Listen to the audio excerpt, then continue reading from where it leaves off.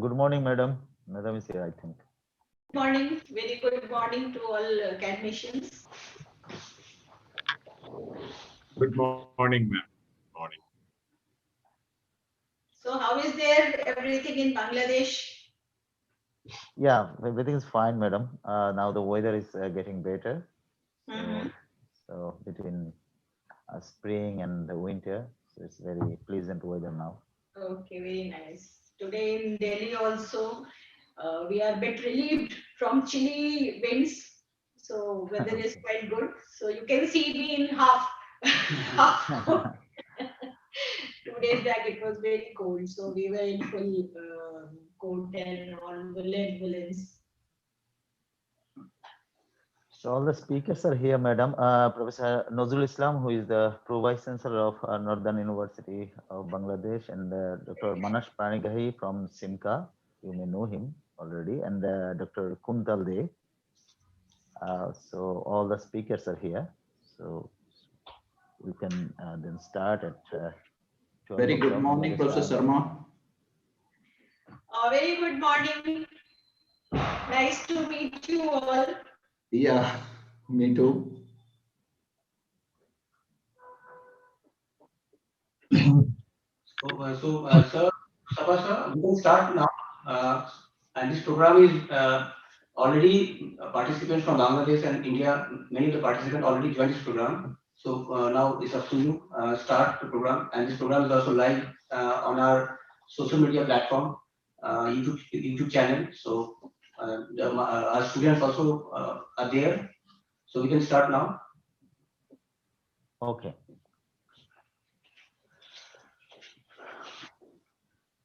So dear colleagues, graduate students, and the other participants from Bangladesh, India, and other parts of the world, welcome all of you to this very important webinar.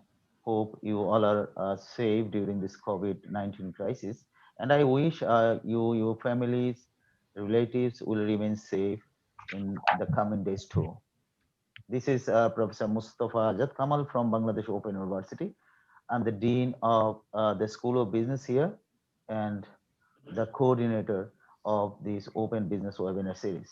Just to tell few words about the School of Business Bangladesh Open University, I must mention that a School of Business is one of the influential faculty at Bangladesh Open University, offering a range of graduate programs from MBA to PhD.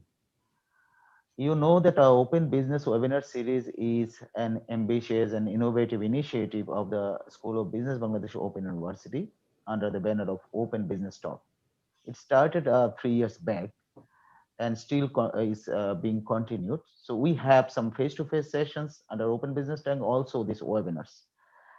It has been designed for the continuing professional development of the teachers, researchers, and graduate students of Bangladesh Open University and other universities in the areas of research, learning design, OER, e-learning, open education, blended learning, distributed learning, life skills, and value education.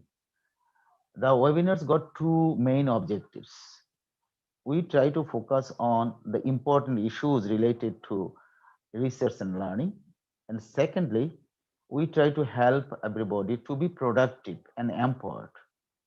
Especially the main motto of this open business talk is not only to confine ourselves on the achievements, I mean, education and skills. We rather focus on the empowerment of the citizens. So for empowerment, we need education and skills, we need accomplishment, we need the mindset change, and also we need the self ability to understanding or self ability.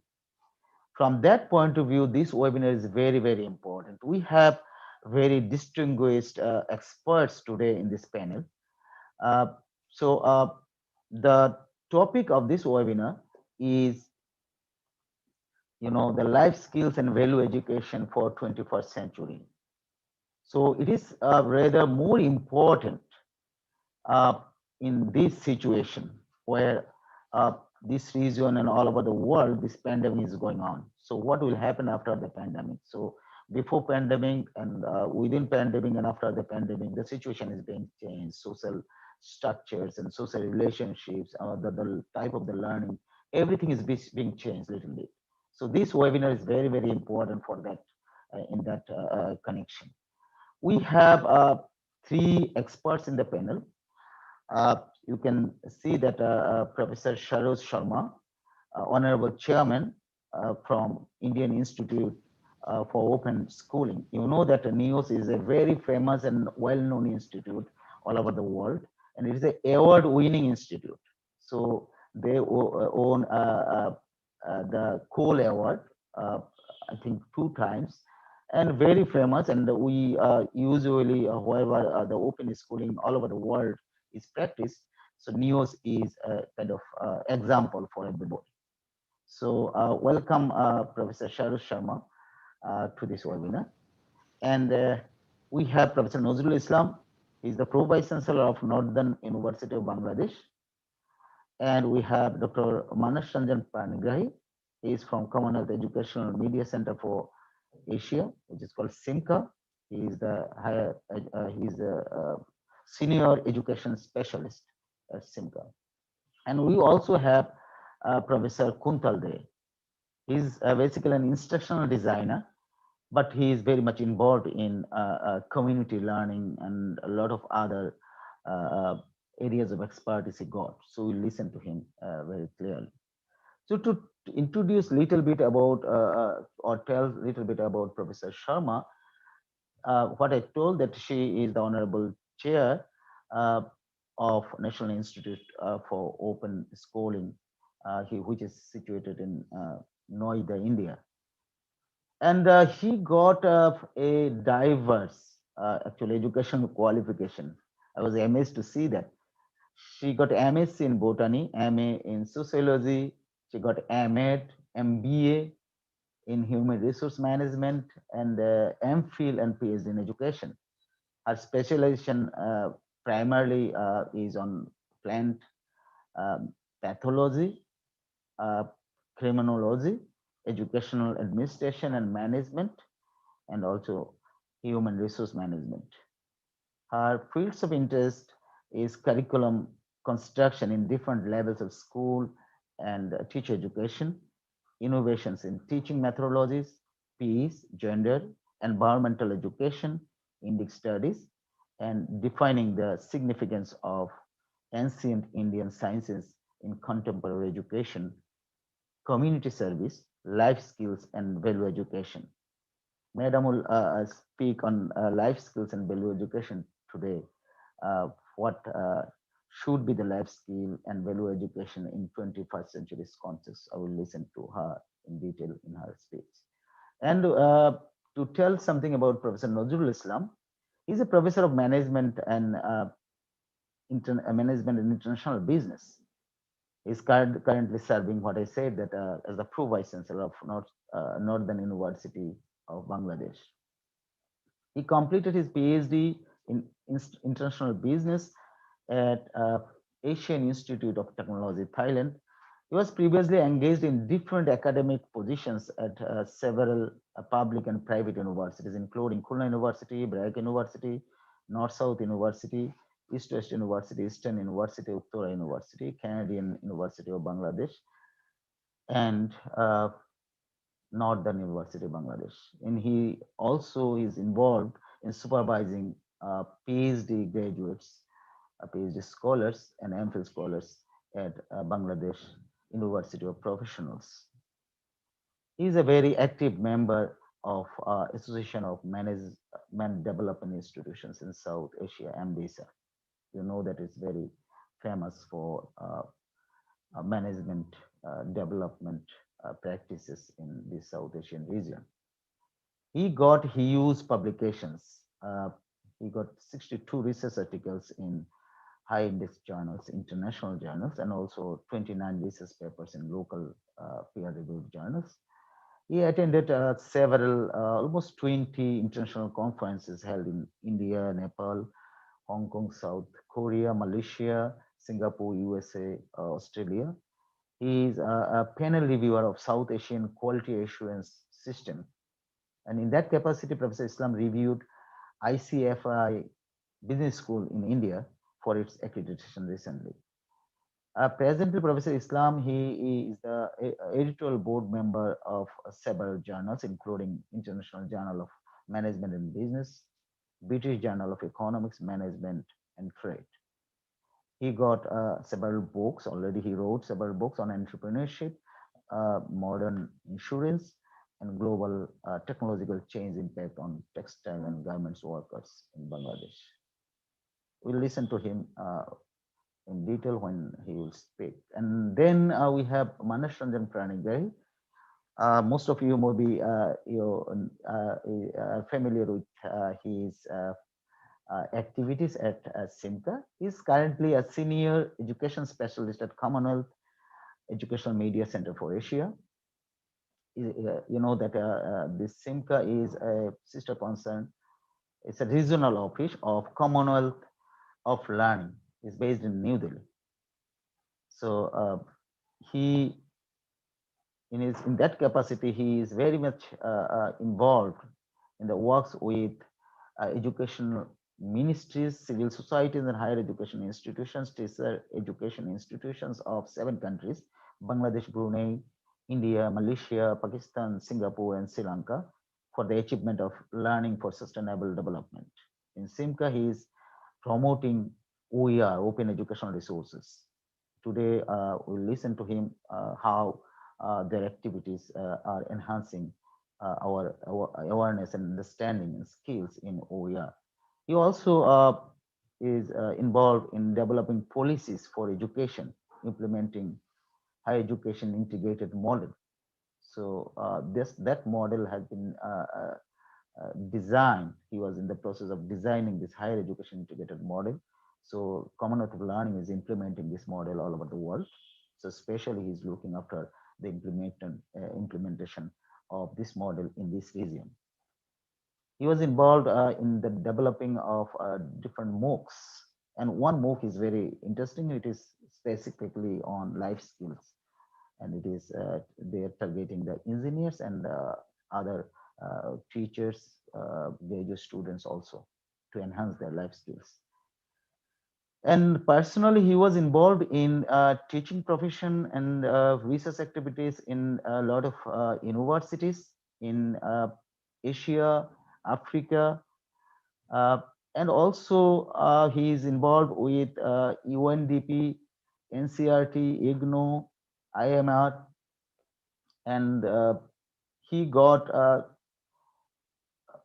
experience of supervising more than 70 postgraduate and PhD research scholars. Dr. Panigrari has published 48 research articles, conceptual papers, monograms on education in reputed national and international journals. And he is also an author of many textbooks and reference books for higher education level. Then if we talk little bit about Professor Kuntal De, he is basically an industrial designer. He got the degree on industrial design from a National Institute of Design, Ahmedabad. And he continued his career with some other areas like handicraft sector in India and in few other countries in Indian subcontinent. He slowly was attracted to larger picture of development, growing social issues and concerns, slowly drifted towards non-formal and informal education and technology delivery education for sustainable development. He got a lot of involvement in holistic and contextual learning, and he believes that it can change the world for a better place and address the inequality in the society. He got experience of working with a lot of international organizations, including Commonwealth of Learning, Oxfam, and EAPERD. I mean, the Youth Professionals for Agricultural Research and Development, Food and Agricultural Organization, I mean, FAO, and Global Exchange and Leadership Initiative, and a lot of other organizations actually he was involved with. So So these are the few words about them.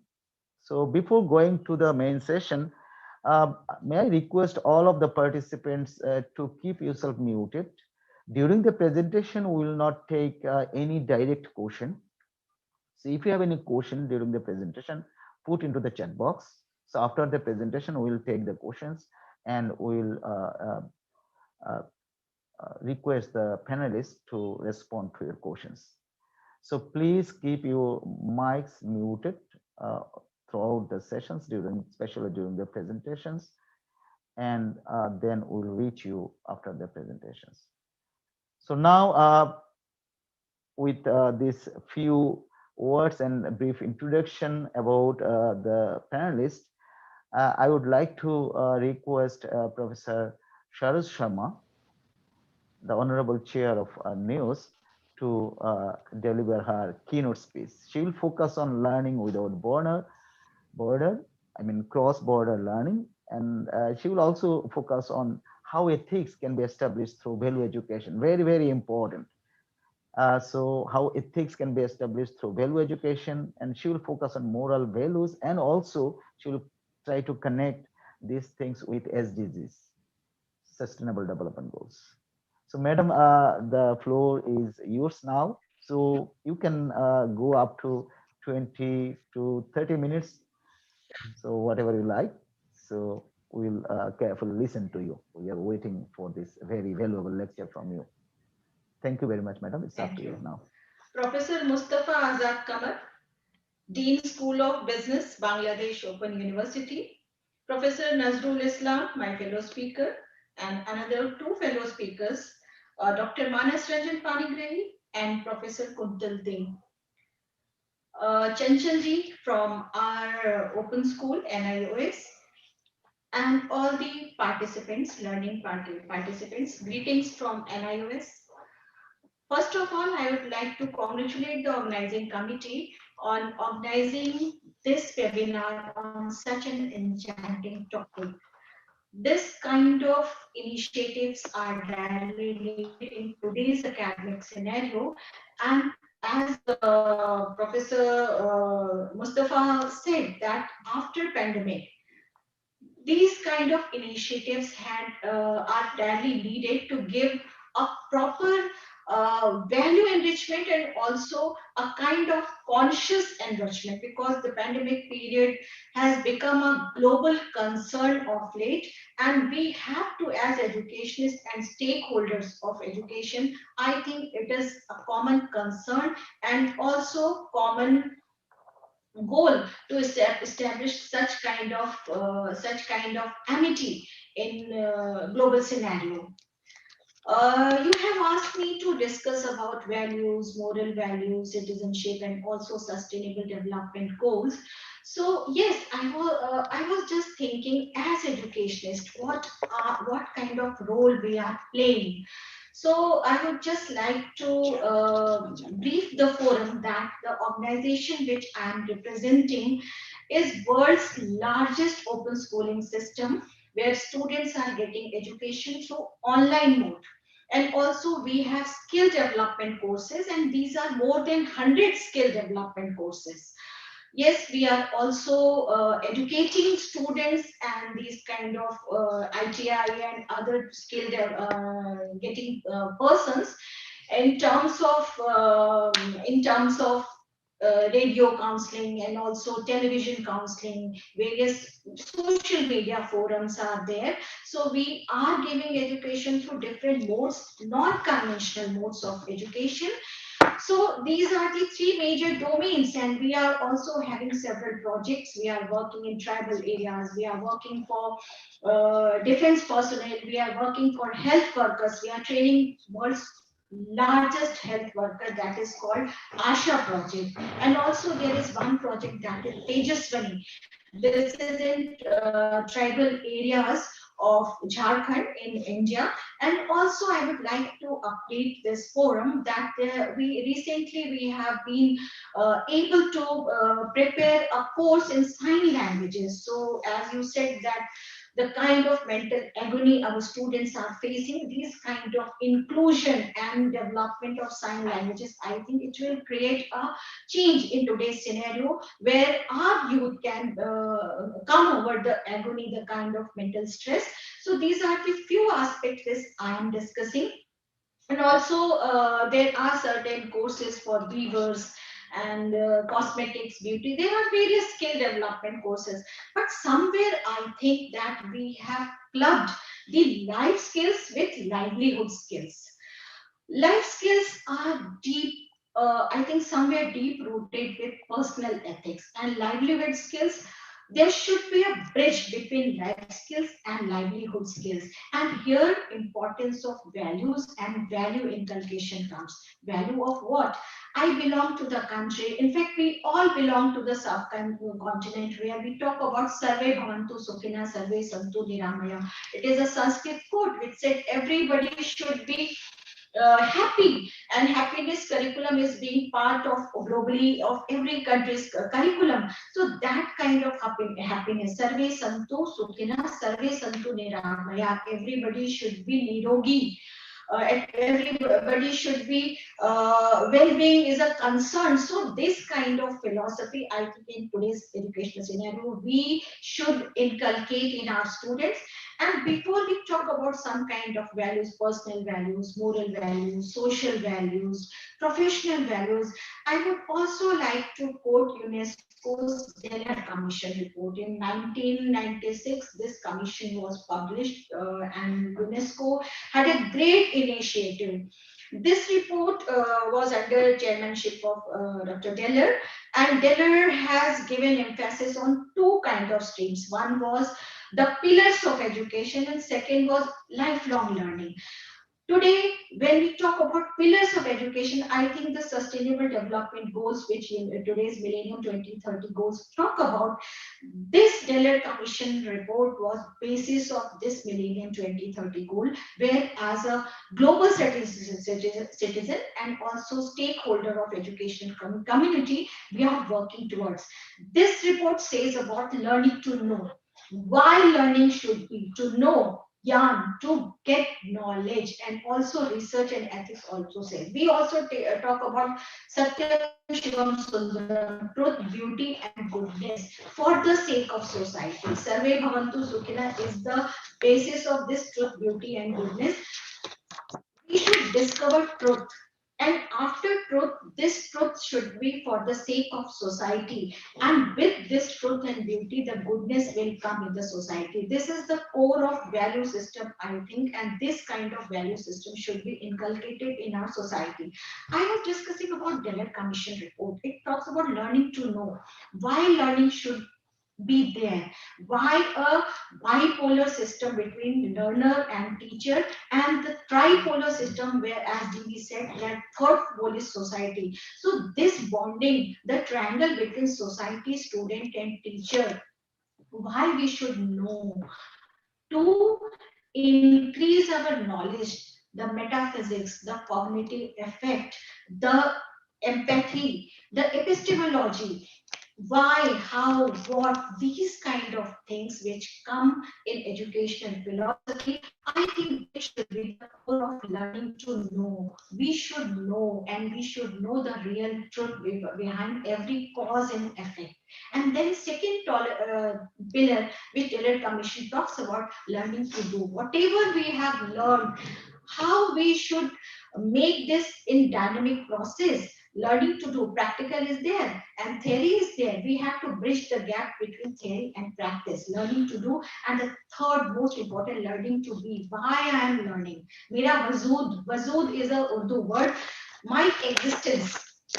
Why I am learning, what I want to become after learning. We are giving many professionals in the society, engineers, doctors, businessmen, chartered accountants, and various professionals we are giving to the society.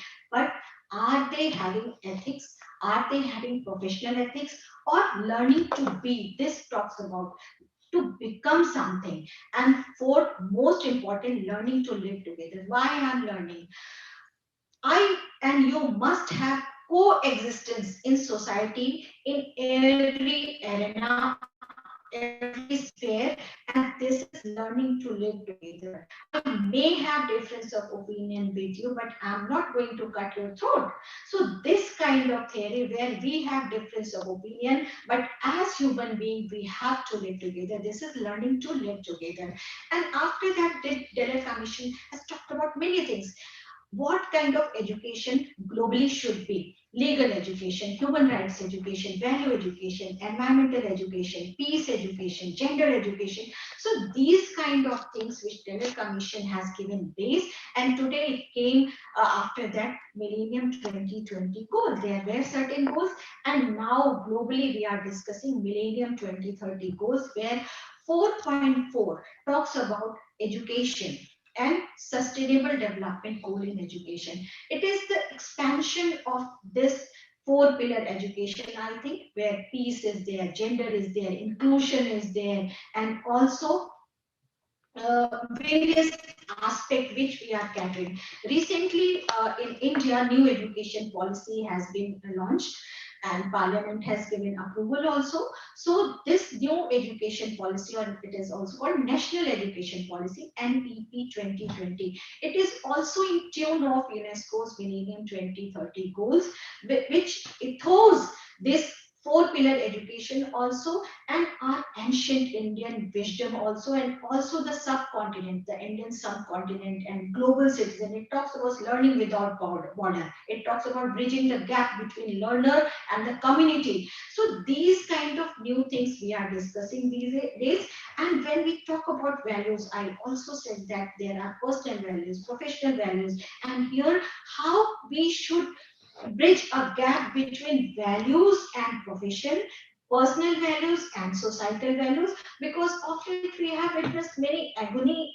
I will again quote that our youth is witnessing a very new kind of thing. Rather, we have witnessed in our lifespan a different kind of this pandemic period where we were locked for many months in our home, and this kind of online education, it was a concern in India also, and I was reading somewhere that it was a global concern, especially for students with disability, the person with various kind of learning disability. They were also facing problems, though we were into very much into teaching and learning process through online mode.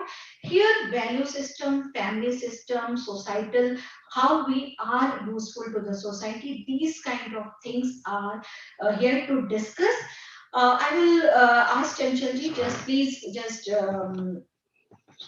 give the slides, so that in a few slides I would like to give a little detail. I know time limit is there, but in a very brief I would like to discuss a few things which are directly linked to this. Now we are discussing 21st century education goals, individual and collective well-being. So this is the era where well-being is a concern globally. So in the 21st century, that goal of life has been increasingly defined in terms of well-being. We all know, and it is a concern. Well-being involves more than access to material resources. Yes, definitely material is secondary. When life is on a road, life is on foot, material should be given secondary part, and our youth must be make acquainted about material reality and life along realities such as income and wealth, jobs and earnings and housing. Though these are the necessary requirement of livelihood, but yes, life skills, I think personally that with good life skills, inculcation, livelihood skills can be also earned through ethics and values. Then also it is related to the quality of life, including health, civic engagement, social connections, education, security, life satisfaction, and the environment. Next slide, please.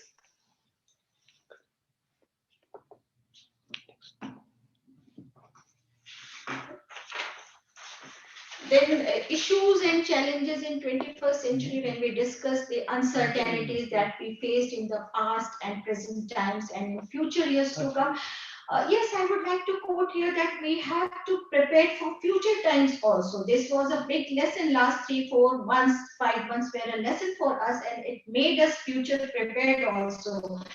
We are now into making different kind of medicines and also vaccines for COVID. But yes, we have to prepare our youth mentally, and also our medical system, our social system, we have to mentally prepare for that kind of scenario. If another kind of pandemic comes in future, what steps we are going to take, what kind of disaster management we are going to take, and goals and motivation to live their life will be more than getting a good job and a high income. They have to take care about the well-being of their friends and families, their surroundings, and the planet Earth. Yes, very much.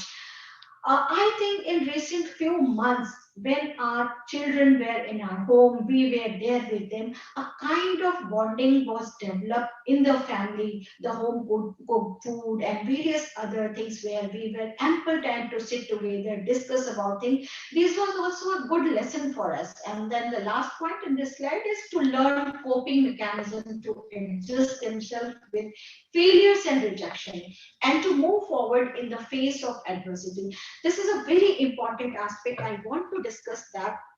We teach our children to be a winner. We always say who has become first in the class, who has become first in the game. But when we talk about winningness, to make them learn about failure and rejection, it is also very much important. How to make them competent enough to learn about their failure and also cope up with their rejection. And what is life skill? I would like to quote here. UNICEF says life skill as a behavior change or behavior developed approach designed to address a balance of three areas, that is knowledge, attitude, and skills. And also overall aim of education is modification of behavior. We all know today's aim is modification of behavior. I think these three domains, that is knowledge, attitude, and skills, define this concept very well. And World Health Organization, life skills as the abilities to adaptive and positive behavior that enable individuals to deal effectively with the demand and challenge of everyday's life. Again, I would like to quote about sustainable goals and emphasis on life skills, which UNESCO talks, and as different countries of the world, we are also working towards this with the adoption of SDGs, including SDG 4, ensure inclusive and equitable quality educators and promote lifelong learning opportunities and for all in 2015, and the target 4.4 by 2030. There are various goals, relevant skills, including technical and vocational skills, employment, decent jobs. These are the things which target 4.4 talks about, and target 4.7 talks about by 2030 we have to ensure all learners acquire knowledge and skills needed to promote sustainable development, included among others through education for sustainable development, a sustainable lifestyle, human rights, gender equity, promotion of a culture of peace and non-violence, global citizenship, and appreciation of cultural diversity and of culture's contribution to sustainable development. So, as I said, this was the extension of our Deleuze Commission report, which talked about 4 pillars of education and also what skills learner require in 21st century. That is, learners require 21st century skills, including life skills for the individual and social welfare and sustainable development. 21st century skills are abilities and attributes that can be taught or learned in order to enhance ways to thinking, learning, working, and living in the world. Yes, here I would also like to critical thinking and living with ethics and ethics through education. There are certain pointers which you can see that this 21st century life skills are mentioned, that these are creativity and innovations, various other things you can read out that is there. And last, I would like to read out life and career skills and personal and social responsibility, including cultural awareness and competence. So when we talk about critical thinking, here I would like to suggest that we teach our students different things, but somewhere when we are giving professional to the society, do we teach engineers to earn one through professional ethics, corruption-free society? Do we teach our doctors to be ethically correct, to give their life and soul for the sake of humanity? Yes, there are doctors, there are health workers, they are they are working day and nights, but somewhere we are also responsible to make a bridge between community and these professionals with ethical correctness. When I say ethical correctness, here comes the value system which as family we are giving to our children, as teachers we are teaching to our students, and as a social person we are spreading these kind of thinking in society,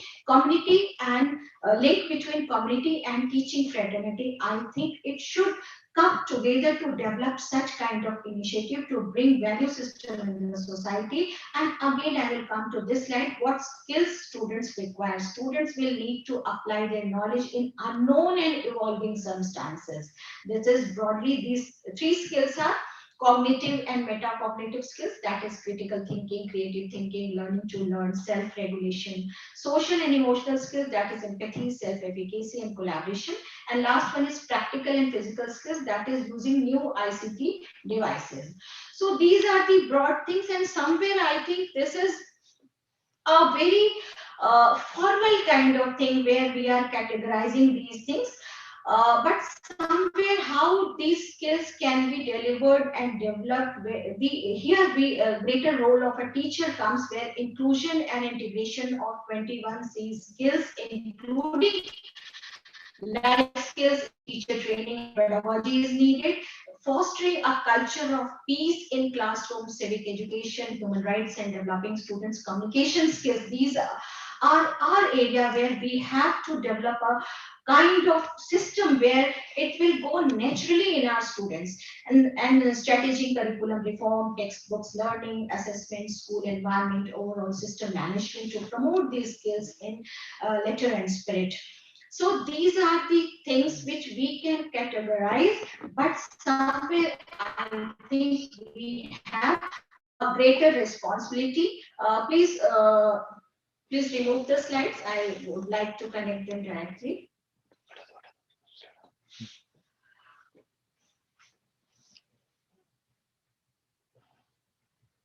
So it was a brief presentation, but somewhere I think these kind of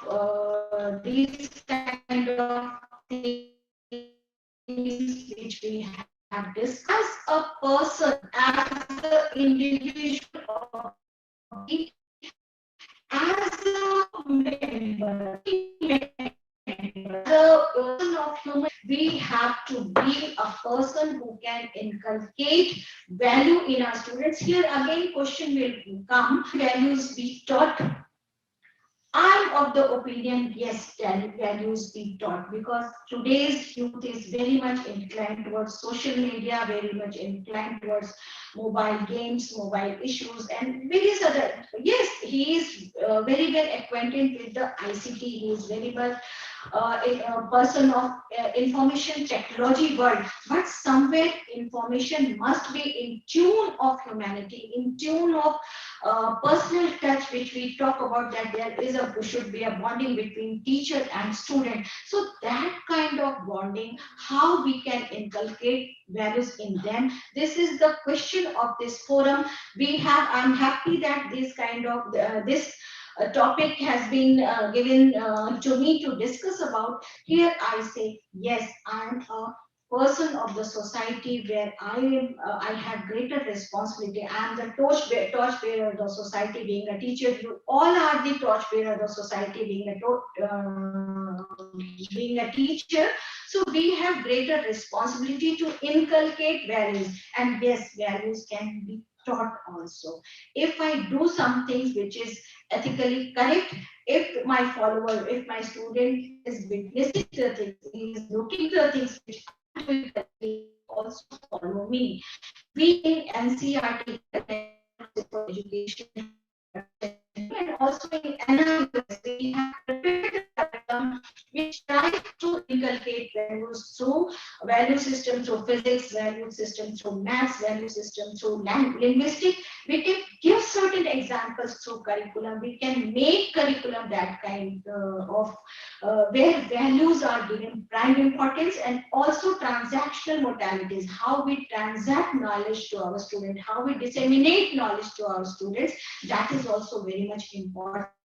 So here I stop my presentation, and also with a hope that we will be able to provide some suggestion to the society regarding value inculcation and also 21st century life skills. Thank you very much. Thank you for inviting me, and I hope we will be able to bring such kind of change. And thank you very much, Professor Sharu Sharma. Madam, you covered a lot of issues in a very short presentation.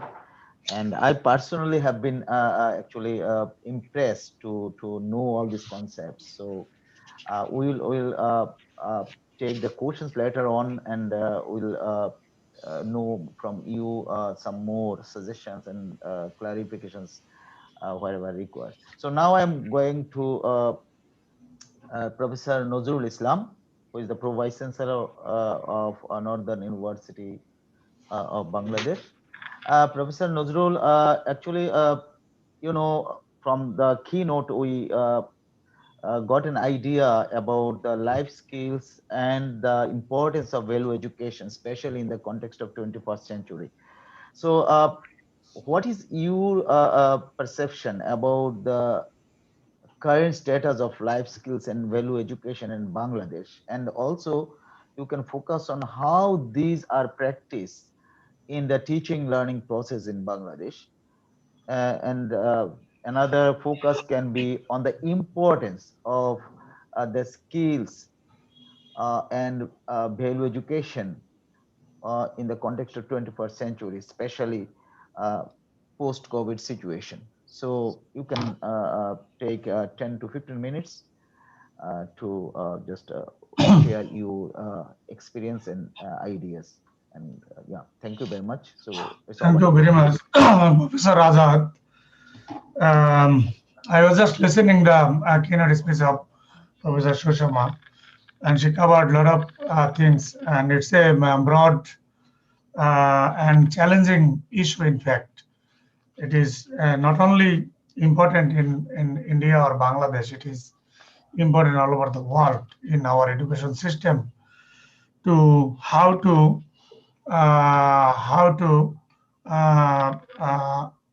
create value through education. We know that the Einstein said that education is not the learning of facts, but training of the mind to think. That means, how can we train our mind to think? And as educator or educators, what Professor Shoshama mentioned, that it is the responsibility of the educators to create thinking ability, to train the mind to think of our learners, valued learners. But you know, in formal education, this value, creation of value or ethics is you know, really difficult. But what Professor Sushma mentioned, that yes, if it is embedded in curriculum, or if we can include the triangle method, society, student, and teacher, bring these three actors in one platform, and then there might have a chance to create the value in our education and teaching learning method. And you know, the value is nothing but the basic convictions or beliefs where people are fixed. That means, but in our formal education at the tertiary level, we are basically disseminating the facts to the learners.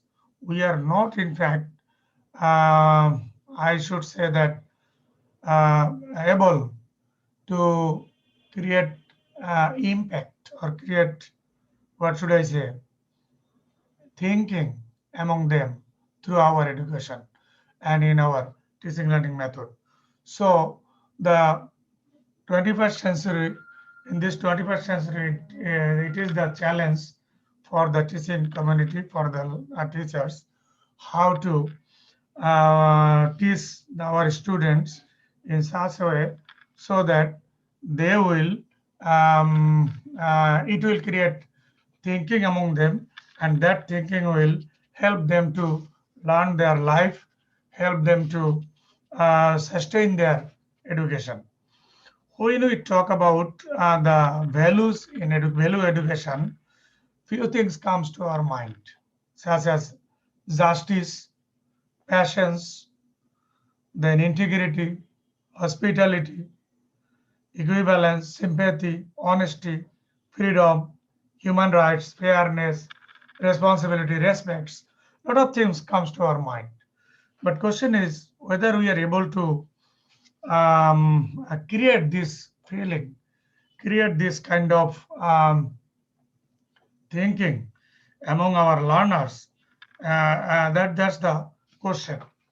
And I think the issue mentioned by the keynote speaker here today, that inclusive and equitable quality education is needed. Inclusive, that means if we can include all the people in this education system, and if we can promote lifelong learning and value-based learning system, then I think we can create value among our among the learners, among the students. And in South Asia, what do we see? We see our people are highly anchored. That means they are basically emotionally driven. So the question raised nowadays, how to um, um, establish control over this emotion, because if the learner is emotionally driven, then it will be very difficult for them to establish value among them, because they are highly fixed there by their emotion. So that that in Daniel Goleman in United States, he suggested that it is not only the IQ, it is the EQ, EI, or emotional intelligence, that can help ourselves to become successful, to increase value in our learning. And that what Professor Sushama mentioned, that we there are three aspects, like cognitive issues, then affective issues, and psychomotor issues. These three issues are the three domains of learning. That is true. But whether we are able to equally focus on these three issues in our teaching learning process or not, through our lecture or our discussions, we are basically giving them, disseminating information, increasing their knowledge. What about the emotion, affective part, that is thinking part? Are we able to establish control over their emotion, or over the emotion of the learners, through our teaching learning methods and through this teaching learning process, what we are practicing today? And also, what about the practicing part? That means the psychomotor part. That if the more the practice, the more the stability and emotion will likely be. Therefore, I think that at the tertiary level, not only in Bangladesh, in South Asian countries, this emotional intelligence issue, that means the self awareness, that means the self monitoring issue, then self motivation issue, empathy issue, and social skills. These five components of emotional intelligence, if we can include this emotional intelligence issue in our in the curriculum, I should say at the tertiary level, then perhaps we will be able to provide effective teaching, and we'll be able to create thinking, increasing the thinking among the learners at the tertiary level. And you have asked another question regarding Bangladesh. You know, at the tertiary level, our learners are the massive learners.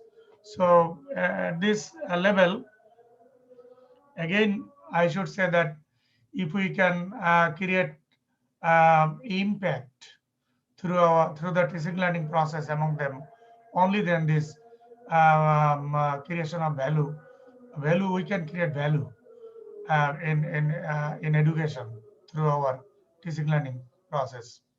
Thank you. Thank you very much, Professor Nazrul Islam, for your very thoughtful talks and the ideas you added. One is about the emotional intelligence. You focused on that. So we'll listen to you later again if any question comes from the audience. Now I'm moving to Professor Dr. Manas Ranjan Panigrahi.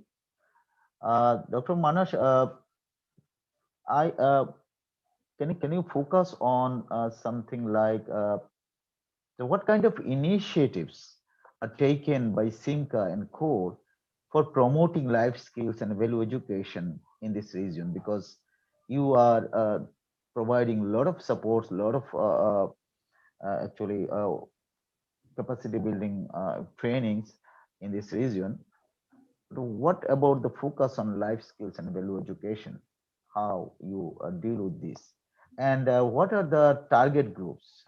How many people you are trying to reach, and whom are being at us now or getting this kind of benefits or trainings?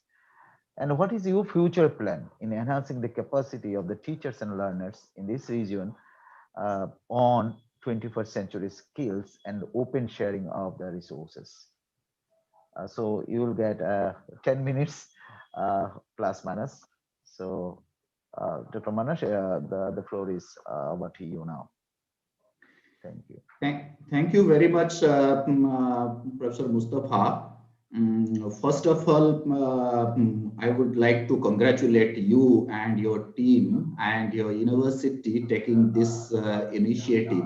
As I know, this is a continuous process that is you are conducting long back, and it will continue in future. That is open business talk, and this is really good initiative. And the topic which you have chosen today, this is in time, I can say, and this is also give insightful to your learners and your faculties and teacher fraternity in the particularly in Bangladesh and beyond.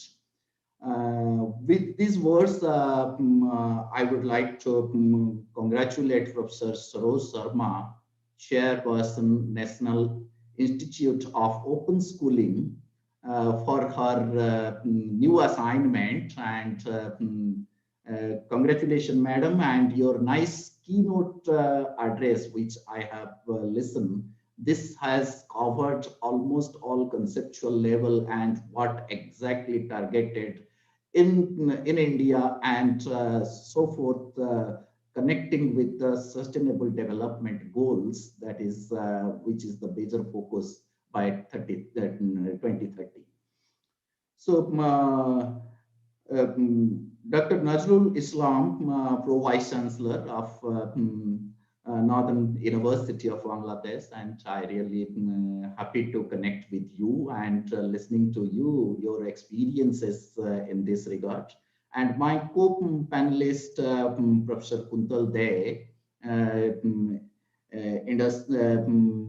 instructional designer and industrial designer for which is I can say that backbone of the content development for open and digital learning and open and distance learning particularly. I will be happy to listen to you, and I know you are connected with Commonwealth Planning and SEMCA, and we work together, and your contribution is highly remarkable and appreciable. So with these words, I would like to just reflect towards the collaboration with Bangladesh Open University and Commonwealth Planning and SEMCA, which is the regional center of Commonwealth Planning for Asia. And the topic which you are talking about, SEMCA, not only just enhancing the capacity, but also reflecting more on that, how to inculcate, how to establish life skills and value education for 21st century learners and the 21st century professionals and 21st century lifelong learners, I can say as well. So I will share a few things which is more important. I am involved with that, and I am working last 6 years in this regard to promote lifelong learning with special reference to the life skills. So before going to that, I just wanted to reflect on that. What are life skills actually? What we understand by life skills? It is nothing that this is the abilities for adaptive and positive behavior that enable individuals, individuals, to deal effectively with the demands and challenges of the everyday life. If I will, in a simple word, I can say that they are abilities that facilitate the physical, mental, emotional well-being of an individual. This is a very simple way. And it means every day, every individual with respective of any caste, creed, socioeconomic background, anything, we are learning and we are enhancing our life skills. That range of enhancement may be less, may be more, may be moderate, may be any position. But it is more important, my dear friends, I can just talk about here that two things is very important. One is the adaptiveness and positive behavior. Adaptive means the person is flexible in approach and is able to adjust to different circumstances.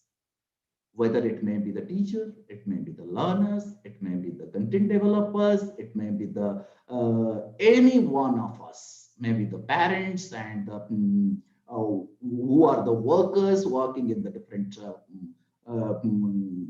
environment and professions. Another one is the positive behavior. Positive behavior, it means that a person is forward looking, and that it means very simple, to tackling with the problem, tackling to the problem and managing with the problem. You should not believing that the problem is the problem. You need to move into that, understand the problem is the opportunity, and you need to overcome that opportunity from your experiences, environments, and you need to make yourself mentally and psychologically prepared to deal with that situation. Commonwealth Planning and SEMCA working in this regard very closely and very effectively. That is moving towards that. To achieve the life skills, inculcate these life skills, and managing these life skills as per the circumstances you are dealing with. So here I can say one sentence that the role of the teachers and the parents is more important for the life skill is concerned. Because every moment we are broadly categorizing the life skills in two aspects. One is the thinking skills and social skills. While I'm talking about the parents, teachers, and the students and an organization, we are moving towards the more on the social skills, how to behave, how to maintain, how to maintain your different kind of behaviors, which can be reaching to that level of maintaining of the standard. So another one is the thinking skills. Thinking leads to your social skills. Thinking derives towards the social skills. You need to understand in a effective way. These the major core skills are involved for any kind of lifelong learning situation. These are the self-awareness. You need to make yourself more aware and understand, and need to inculcate the different types of knowledges.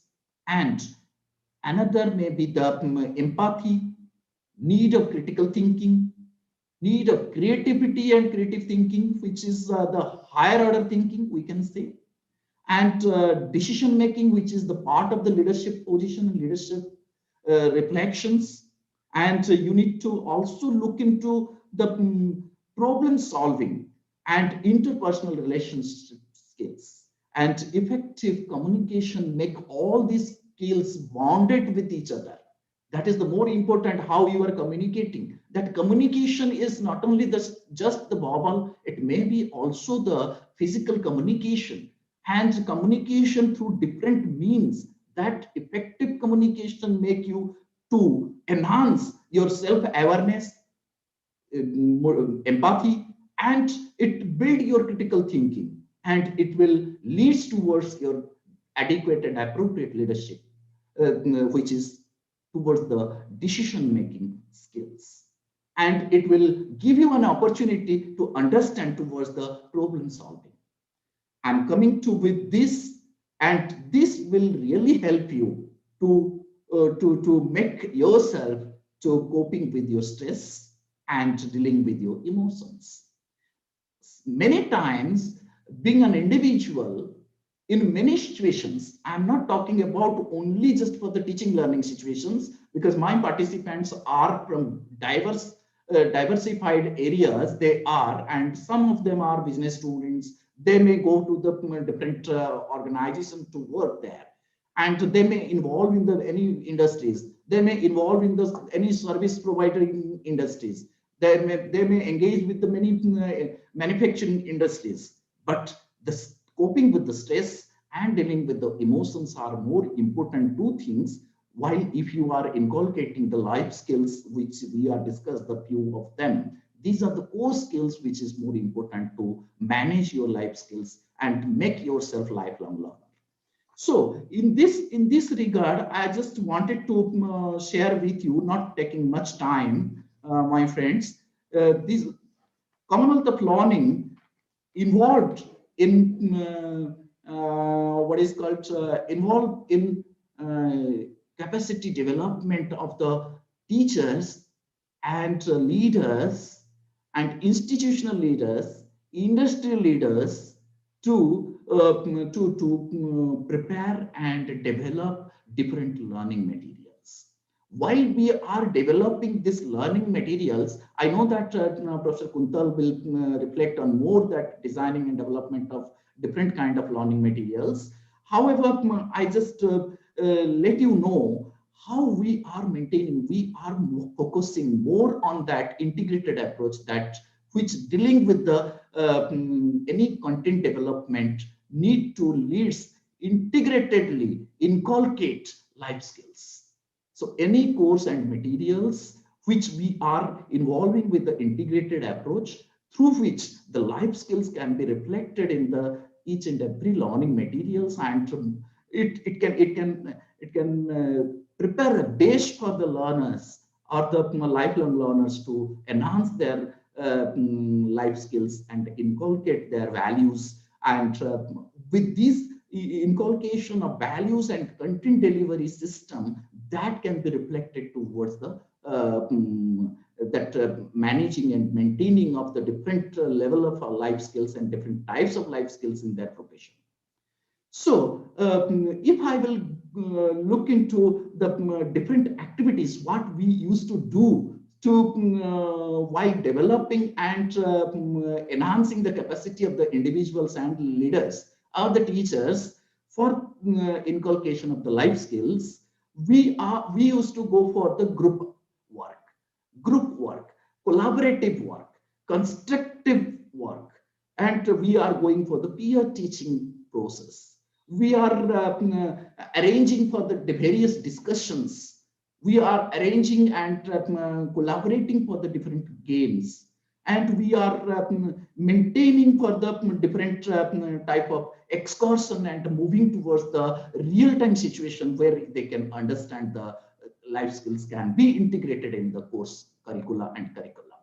And we are also moving towards the different kind of competitions and hackathon programs for the different kind of different institutions and the governments, which can be leading to the enhancing of the different types of life skills and leadership skills, as well as decision making skills, and moving step by step to maintain the sustainability in their particular situation. Maybe the teacher, maybe the students, maybe the parents, that sustainability in that particular managing with different kind of situations is more important in the life skills is concerned.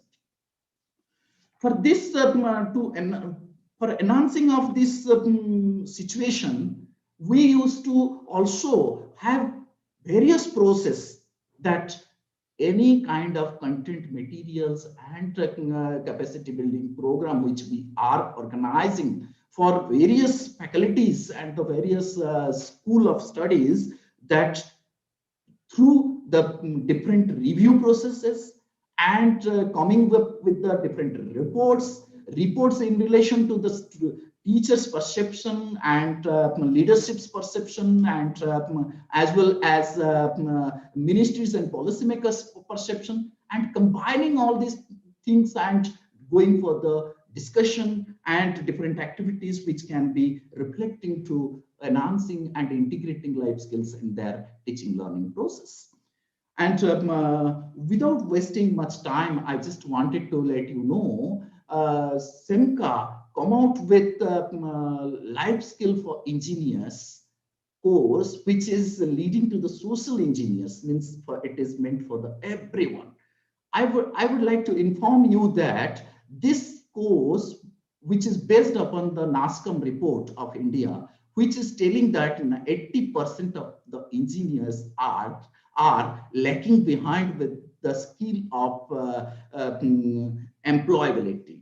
So life skills is concerned that which is leading to the employability, and employability is more essential for that moving to existing and sustainable yourself for your livelihood. So this course we launched on demand and understanding reviewing of the various situations in collaboration with the University of Hyderabad and tech partner with Indian Institute of Technology, Kanpur. And this course reached more than 75 countries and with 10K participants. They are engineers, non-engineers, and social engineers, and many more. And recently I shared that link, and third cycle of this course is open for the enrollment. I wish everybody should enroll to this, and Galaxy of Academia is delivering their lectures, and they are providing the training and case studies to understand and inculcate and develop your values and life skills for lifelong learning. So this is one very important aspect I thought that I should share with you. And recently I have conducted the study how this program has improved employability among the learners after completion of this course and moving towards the profession. I found from different experience sharing sessions that this course help the engineers and non-engineers to make their improving in the more on the leadership skills, as well as I can say that maintaining the different emotions in a particular time and showing their emotions in particular time and place. So the professional development in their profession, which is helping them to enhance the leadership positions as well, those who are employed engineers and non-engineers as well.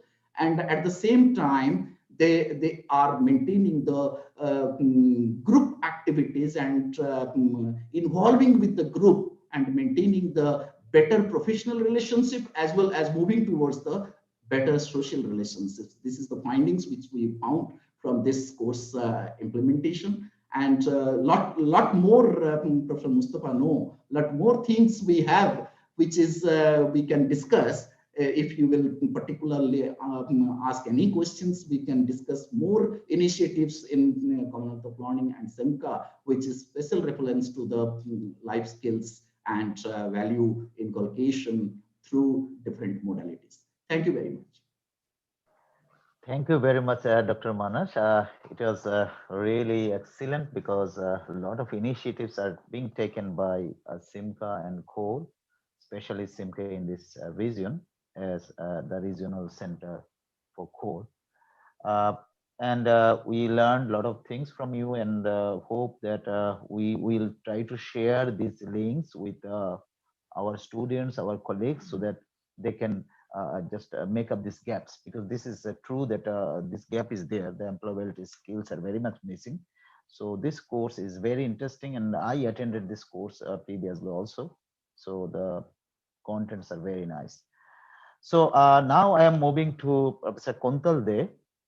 So Professor Kuntal, as I said, that he got some kind of unique experience because he worked with community. He got some model or structure or framework that community engagement, how community engagement or involvement can create learning among the people, and which can sustain our better livelihood in terms of entrepreneurship, business, or any other kind of abilities.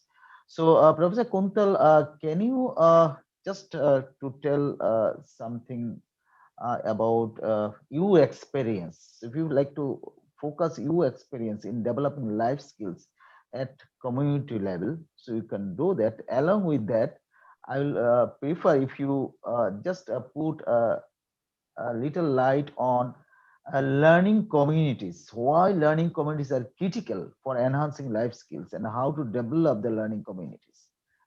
And also you can focus briefly on the idea of learning for contextual response, because this is very, very important. So whatever we are learning, maybe our contents are very much rigid, we don't improve them regularly, but our contents or our teaching learning process sometimes is not responsive to contextual changes. So how we can do that, and how can this add value to the educational initiatives currently being undertaken by the educational institutions in India and Bangladesh? So floor is over to you, Professor Kuntalde. Thank you very much, Professor Mustafa, and thank you, my respected colleagues who have given such a wonderful overview of what's really this world is about, and how the education today, uh, I think the primary goal for the education framework to fit itself back into the world. I'm sorry, maybe that sounds a little harsh, but it's a fact that a large part, if not all, of the education framework that we have seen in the recent past have been kind of have been walling itself away from the real world. You know, it was operating on various idealistic situations, and perhaps also kind of overlooked the very fact that the world changes and the change could be very fast to respond to. I mean, one of the examples that I would like to take is that when pandemic struck, most of the schools and colleges, at least in India, because I know, struggled for at least about a month or two to adapt to new ways of delivery system so that they could reach to the learners. Whereas we have, Professor Panigrahi when Dr. Panigrahi will support me, we had open and distance learning going on for how many years now? 20? So it's something that perhaps we have kind of created small watertight boxes in education system that didn't learn from each other or didn't even learn from the real world very often. And that's what I think Professor Sharma has in details kind of laid out in front of us, the requirement of change that we are facing today. And the requirement of change that's been physically manifested by MOOCs that's been designed and developed by SIMCA and COL. What has happened is what Professor Sharma said, that we have created villains in the class rather than heroes. We have focused too much on individualism or individualistic patterns of merit of a student rather than seeing that community, kind of building a community of learners. Now, why I'm saying this is very important, that we are living in a world which has shown that it can change drastically and very fast and pose a problem to our livelihood, our living, our society in many ways. And that's one of the reasons I know for sure that in many parts of the world today, we are talking about critical thinking, problem solving kind of an approach to education. Now, problem solving does not happen alone. If you're a single person trying to approach a problem or solve a problem, it'll never go away. It has to be a community. It has to be a collective effort that has to, kind of attack that problem, find out the resources, and solve it. And that's why I think my firm belief is that we need to go back to creating community of learners, learning communities rather than learning individuals. We need to recalibrate our merit system so that we look at leadership and all these other issues from very different perspectives. Now, why I'm saying leadership is again what we mentioned, the contextual response. I can more or less, I do not remember the website, but there is enough information and data available. How the livelihood options have changed and how almost about 70% of the world population today works in the areas. It could be enterprise, could be job, could be something else, where their professional trainings or their professional learning was completely different. They're working in areas which doesn't have anything to do with their education. I mean, if you really look at the engineering, if you really look at management, if you really look at many other such segments, we are not working, a large part of our community is not working based on what they have learned in the formal education system, but what they have learned after that. So there are a lot of people who are already practicing this lifelong learning concept. And I think that's something which becomes even more in focus when we talk about contextual changes, which are becoming so fast, so disruptive. I mean, the background of this whole webinar is, of course, pandemic and the post-pandemic world. And only yesterday, I was talking to one of my mentees, and she was saying that their family had to kind of shift away from the city because her father had an issue with her job, with his job. Her mother had an issue with her job because of the pandemic, etc. I know that in my locality there is a person who drove around his car delivering books to the children who go to the government school and couldn't access the school during the pandemic, during the lockdown. So people have been innovating ways to reach and to create access and to all that. I mean, you know very well that Sidulai Swanirvar Sanstha in Bangladesh, the board school, the famous board school, they've been reaching the students regularly, even through how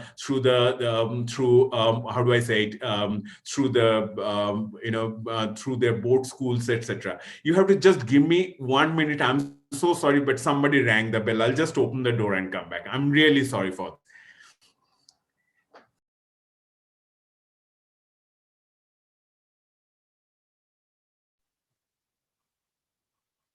Okay, so let us wait for him. And so, dear participants, if you have any question, please keep put your questions in the chat box. So, so at the end of the presentation or talk of Kuntal, there we will take the questions. Yeah, I'm really very sorry. My sincere apologies, but this is one of the disadvantages when you work from home, perhaps. So anyway, what I was saying, that the life skill and this whole thing of contextual response, it's very important that we look at community learning and learning communities both. The other skill which I see is very important for any children to have today is the ability to analyze and synthesize and come to a conclusion or take a decision.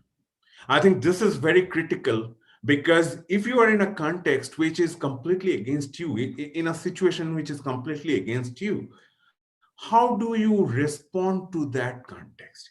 I think this is becoming a more and more burning question. Last year, even before the pandemic, I heard from one of my classmates in Australia, and she was saying that we are struggling with the wildfire. All the schools are closed. I do not know how to, engage my two girls at home and what they should be doing. So she started a completely, on her own, she started developing certain kind of skills in them, like weaving, etc., because she was a designer. She's a textile designer. Some of these questions are becoming so big in our lives that we need to look at the education completely differently. One of the things that I can see also, particularly in countries like ours, that there's a disconnect between the formal, informal, and non-formal education system. The education space and the environment is shrinking.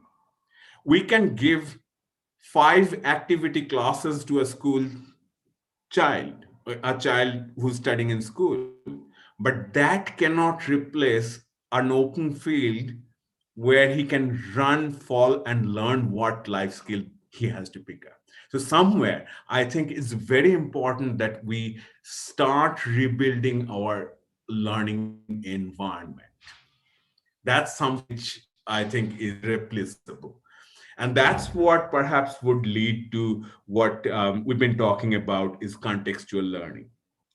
The other thing that I can think of is that, somewhere I have never agreed to the concept of a teacher. And if I'm talking about today, a continuous learning process, lifelong learning process, I imagine a teacher like a very good librarian and a traffic police rolled together. The traffic police never drives your car, but gives you right direction where to go. like the librarian, perhaps, who hasn't read the book but knows exactly which section you need to go to and to access that resource. So teachers have to become resource people. That means they have to learn continually too. So that is one of the major area that we have to address, which will perhaps allow us to fulfill all the parameters that have been well covered by my other respected colleagues. The so resourcing is something which is, or sourcing is something very important for to live in today's world, to kind of address something which is just emerging, because we are talking about a situation which is emerging, which never faced before. That's again where I think community becomes very important, because if there is a community, then the resources are bigger. The variety, diversity, and the availability of the resources are much larger. So that's again, I think it's very important that we bring in learning communities in focus. We build learning communities who not only learn themselves but share with each other.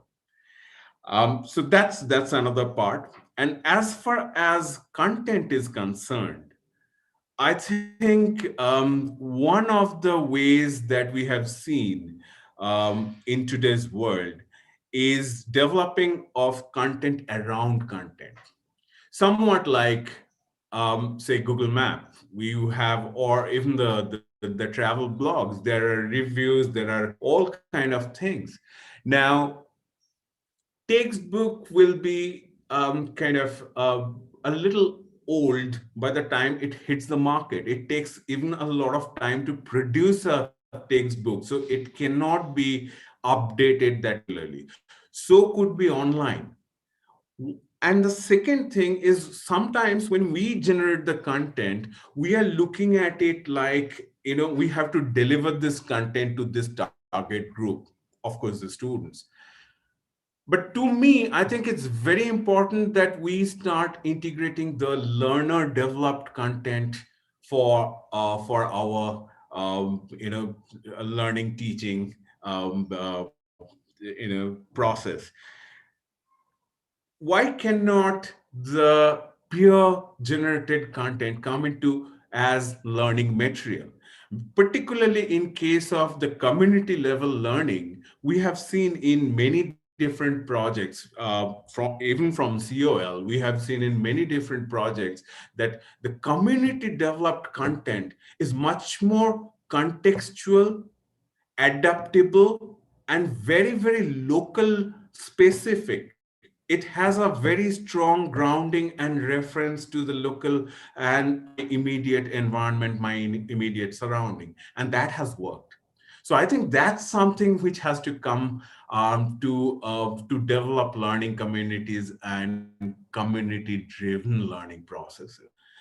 And yes, I think I wouldn't take much time because everything else is coming covered. And only thing that I would like to say that, sometimes also perhaps we need to categorize in different levels where we need qualifications and where we need abilities. Somewhere this also is getting a bit confused, because I know I have worked with many people, and it's not, when I'm saying qualification and abilities, it's not that the person doesn't have some other kind of ability. But just because I have studied management may not make me a good manager. My strength could be somewhere else. I need to find that. So somewhere our education system perhaps need to look at more becoming more of a consultative process with the learners, diagnostic process with the abilities and strengths and weaknesses. So it kind of to me slowly should shift from a teaching learning process to a learning mentoring process. That's what I think is the call of the day. So that's one of the things that I can think of, hearing all my respected colleagues.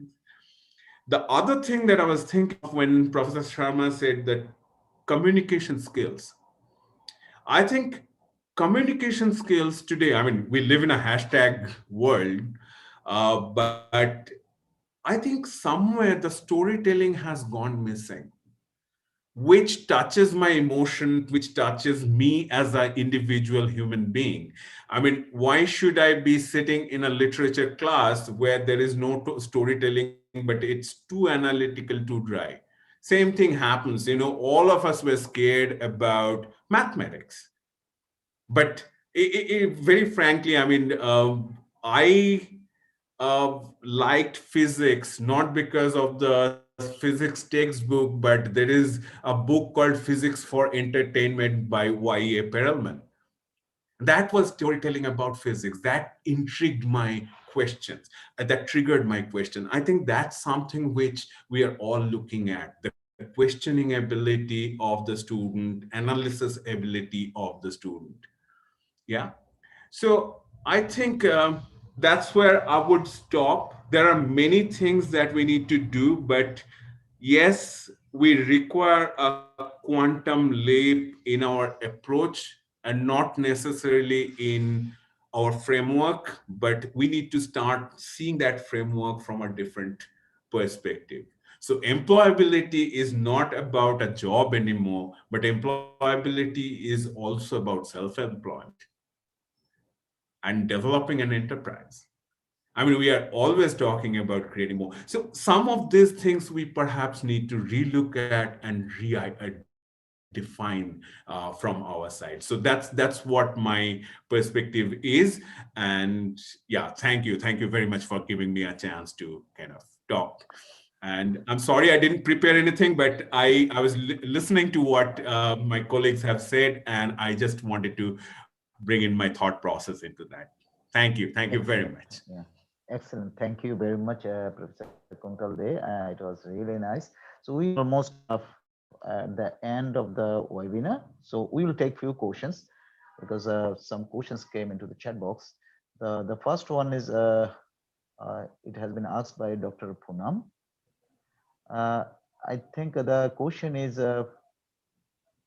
she wants to know the focus on essential life skills needed for women empowerment. So what kind of life skills are essential for women empowerment? I think it's better to go to madam to respond because so Professor Sharos Sharma, madam, you can respond to this question.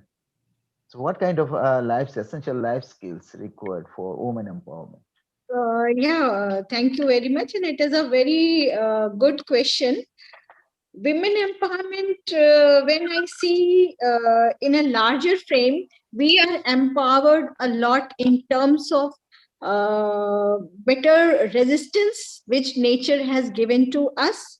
We are giving life to a newborn. This is the power we are having naturally.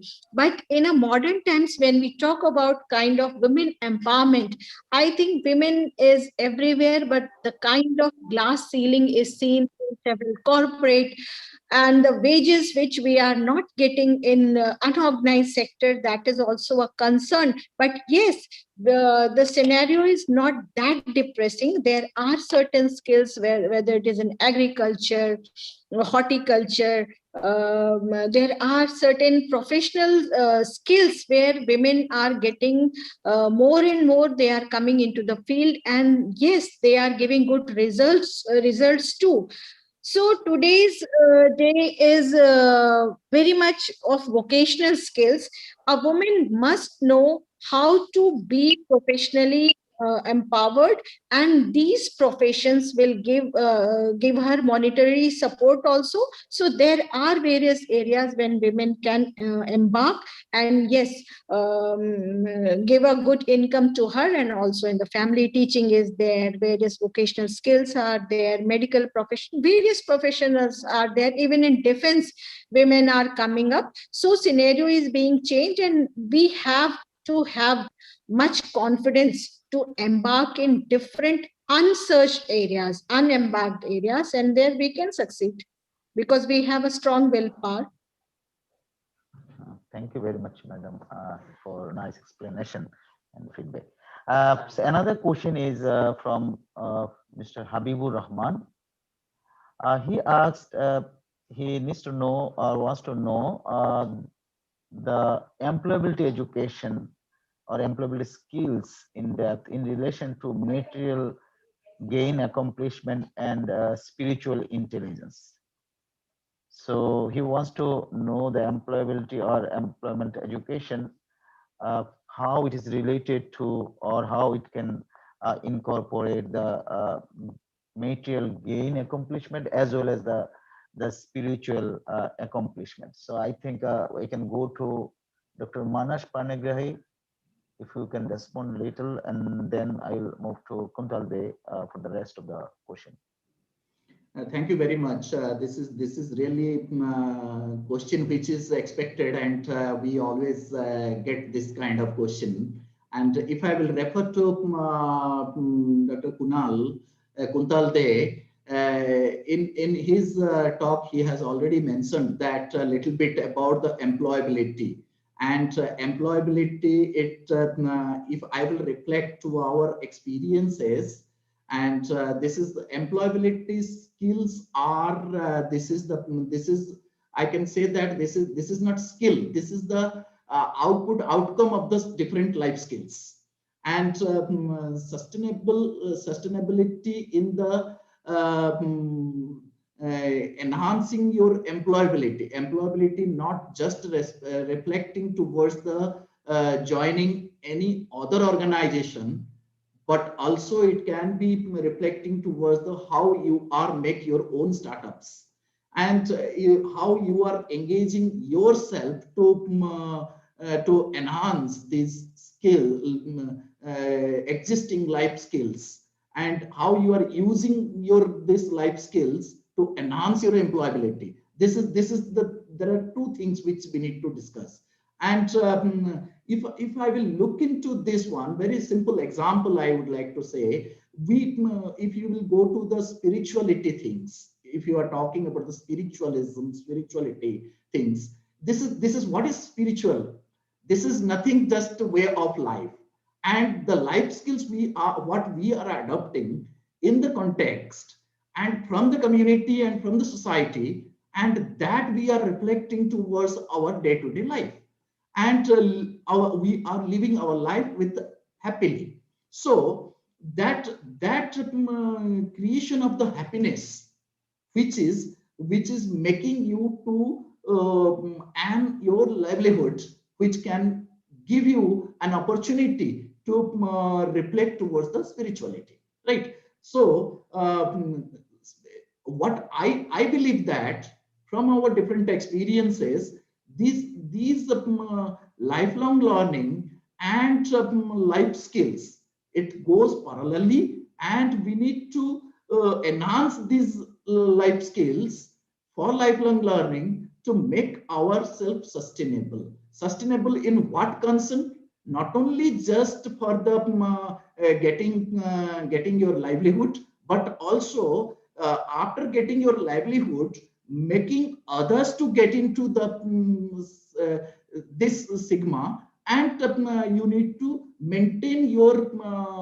what is called ability in the same livelihood, providing to the other interest group, and creating an environment within the community so that people will learn from you and make themselves become sustainable through different so this is all about the spirituality. I don't believe that something you can worship and something you can which is we particularly Southeast Asian countries moving towards. But I believe that spirituality in different connotation, which we need to worship to what you love, what you find comfortable in your surrounding, what you really manage and make beautification in your surrounding. That I think this is the spirituality which is can give you the opportunity to earn your life skills and moving towards in that way. But from my side, this is the thing which if you will look into the different materials and yeah, you can see the example of while I'm talking about the content development in Bangladesh and content development in particularly in India. At the same moment, when I'm moving towards the content development in UK and US, so things are completely different, and it is completely contextualized to that particular environment. So this is what we believe it can be accomplished, and it can be make through practice and training and retraining and moving towards implementing in your own life to generate more vibrant towards the happiness society and happiness well-being, and involving the community and community engaging for the available learning materials, as well as contextualize these materials to enhance your life skills accordingly. Over to you. So thank you, Dr. Manash. Professor Kuntal, just can you add something linking with this question? For example, so the question was how we can just connect this kind of lifelong learning and this life skills with the well-being and the happiness of the societies and communities. So you were talking about community learning instead of the individual learning.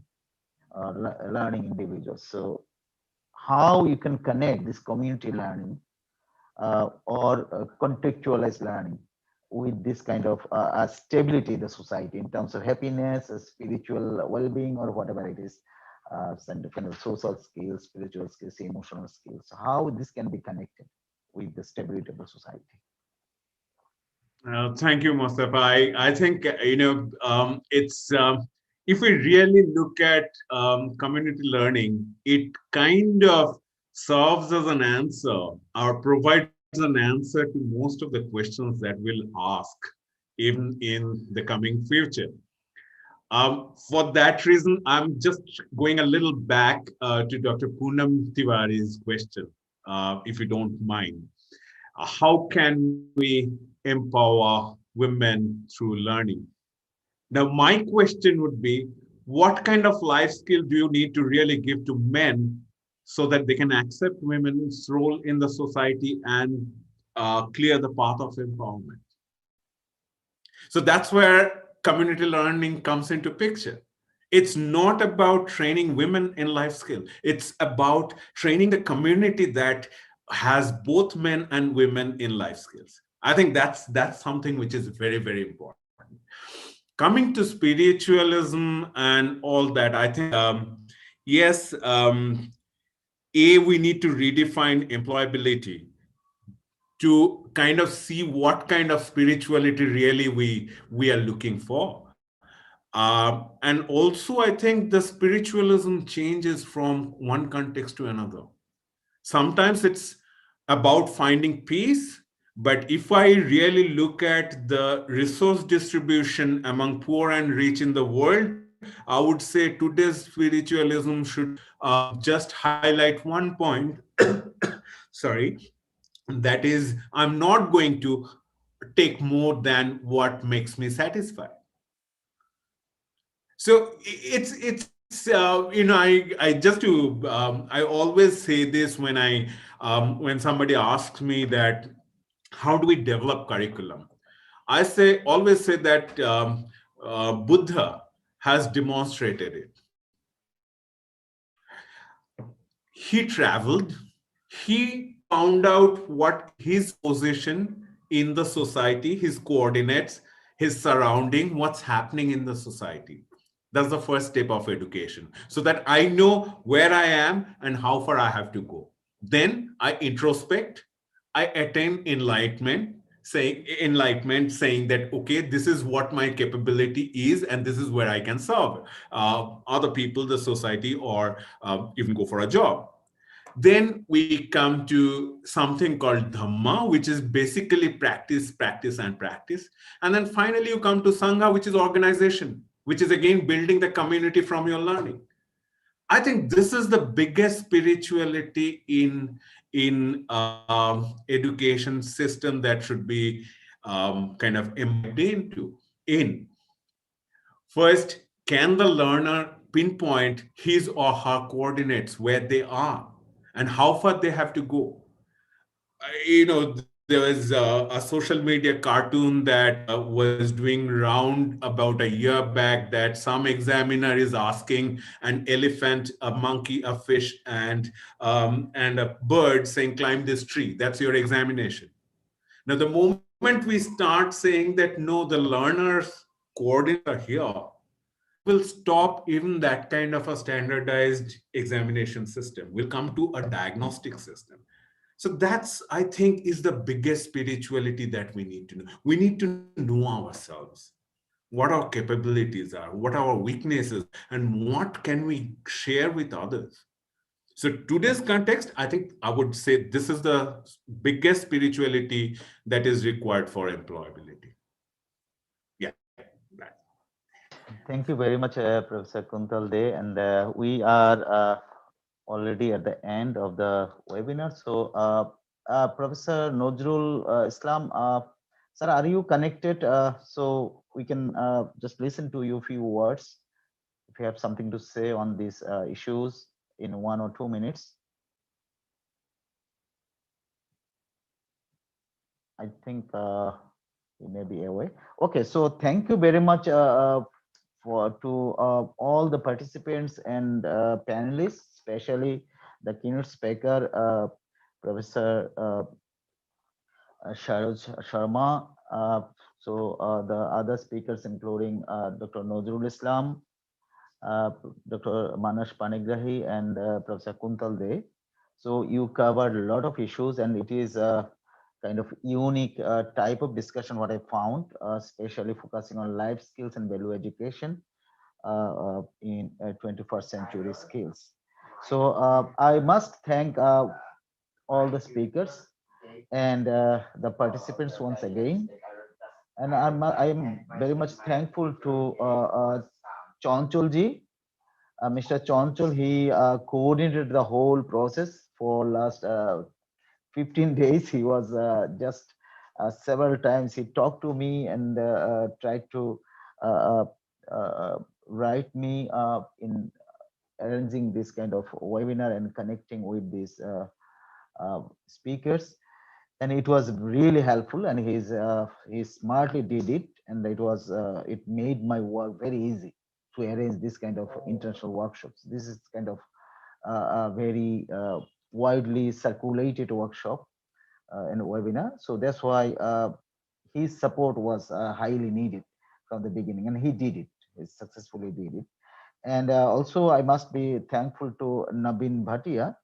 So he, for his technical support and arranging all these things so smoothly. Today, this program is live on YouTube, and this webinar was totally uninterrupted. So it is a excellent skill he extended to this kind of arrangement. So again, thanks Navinji for this kind of support.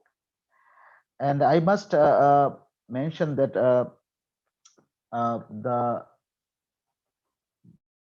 we got Professor Sharma in this kind of open business talk. This is a kind of unique opportunity for Bangladesh Open University. So we must be thankful to you from the School of Business and Bangladesh Open University for accepting this kind of invitation. And also We are thankful to Dr. Nazrul Islam, Dr. Manash, and Professor Kuntalde for accepting this kind of invitation and for this important talk. I hope that we will get you in near future in this kind of arrangement of the open under the open business talk arranged by School of Business and Bangladesh Open University. We are looking for a lot of more collaboration with National Institute for Open Schooling. It will benefit both the side Bangladesh Open University and of course NEOS, because we got a long-standing relationship and we learn from each other. I think under the leadership of Professor Sharad Sharma, this kind of bondage will be strengthened more, and we will be connected in this kind of discussions, so that all the colleagues from Bangladesh, India, and other areas will be benefited. So Yeah. thanks again for yeah.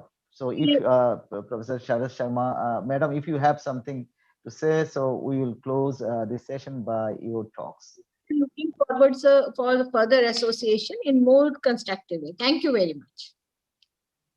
So thank you, Madam.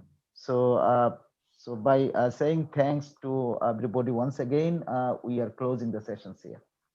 Thank you very much for your attentive participation. Thank you very much. Thanks. Thank you. Thank you, Professor Thank Kuntal. you. Thank you, Dr. Manash. Thank you very much. Yeah. Yeah. Thank you.